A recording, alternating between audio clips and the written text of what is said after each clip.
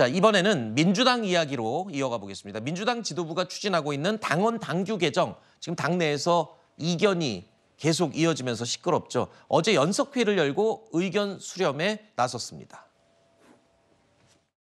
대표의 말씀은 우리 민주당의 힘의 원천은 당원과 지지자, 그리고 우리 민주당의 변화를 원하시는, 민주당이 잘해주기를 바라는 국민들이시다. 회의에서는 대표의 말씀과 함께 우리 민주당이 당원 중심의 대중정당으로 가기로 모두가 뜻을 모았습니다. 206명이나 참석하셨습니다. 네. 14분 정도가 질의응답도 하고 네. 질문도 하시고 그다음에 이제 의사 표현도 하셨는데 일부의 시각은 물론 뭐 있을 수 있겠죠. 하지만 그거는 사실과는 다르다. 좀 더 나아가기 위해서 변화와 혁신으로 가는 방향이다.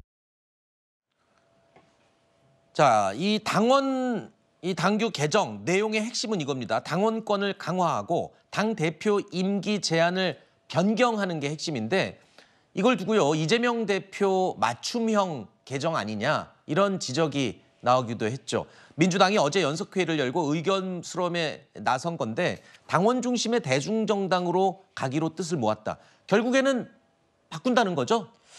네, 뭐 지켜봐야 되는 것 네. 같아요. 왜냐하면 이게 단순히 저 모임에서 어떤 것을 결정하는 단계가 아니라 네. 제가 봤을 때 큰 틀에서 합의를 했다 정도로 보여지거든요. 그러니까 당원 당규 개정에 뭐 디테일한 내용에 합의를 했다기보다는 어쨌든 우리가 당원 중심의 당원 기반이 점점 더 확대가 되고 있는 시점이기 때문에 네. 이런 당원들의 정치적 참여와 영향력을 늘리는 방향으로 당이 좀 바뀌어야 된다. 이 점에 대해서 공감을 했다라는 것이지. 네. 제가 알기로는 지금 뭐 선수별로 진행하고 있는 의원들과 대표 간의 모임에서는 여러 가지 이견이 나오고 있다고 알고 있습니다. 네. 그렇기 때문에 실제로 뭐 공개적으로 뭐 의원총회에서도 반대하는 의견이 나오기도 했다고 해서 네. 지금 속도 조절에 들어가고 있는 모양새잖아요. 그리고 이재명 대표 본인께서는 막상 이 대선 직전에 이 1년 전에 사퇴하는 이 규정을 건드리는 것에 대해서 이렇게 잡음이 많이 나니까 네. 논란이 되니 이 부분은 좀 제외하는 것이 좋겠다라는 의견을 밝히셨다고 합니다. 네. 그래서 이런 대표의 의중을 종합적으로 고려해서 제가 봤을 땐 이 당원 당규 개정이 좀 매끄럽게 잘 마무리되지 않을까 싶습니다. 네.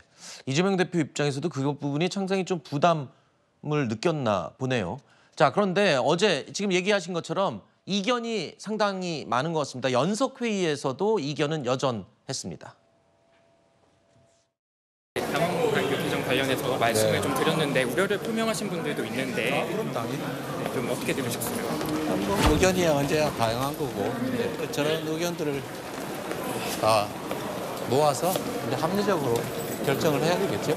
특별히 뭐 당대표 시한을 바꾸는 거에 감사합니다. 대해서도 거기까지 워킹 안 하기로 했잖아 원래. 의견은 언제나 다양하다. 이재명 대표의 이 말 어떻게 해석해야 될까요? 의견 수렴에 나서면서 속도 조절을 하는 듯하다. 하지만 결국에는 개정한다. 뭐 이렇게 해석해도 될까요? 좀 지나친 건가요? 어떻습니까? 최영일 변호사. 결국 지난 총선 과정에서 이재명 대표가 뭐라고 했습니까? 당대표는 3D 직업이다.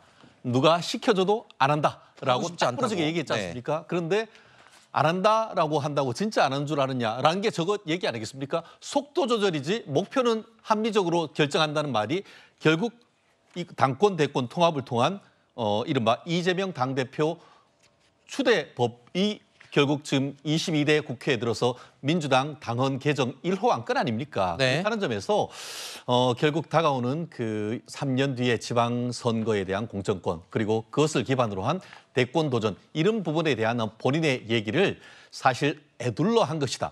말씀드린 것처럼 내가 당대표 안 한다고 했더니 진짜 안 하는 줄 알았냐라는 말씀이 저 말씀이라고 저는 해석합니다. 알겠습니다. 정치권 이야기는 여기서 좀 정리를 할까요? 송 의원님은 남아서 좀 도와주시고요. 세 분과는 인사드리겠습니다. 오늘 나와주셔서 고맙습니다.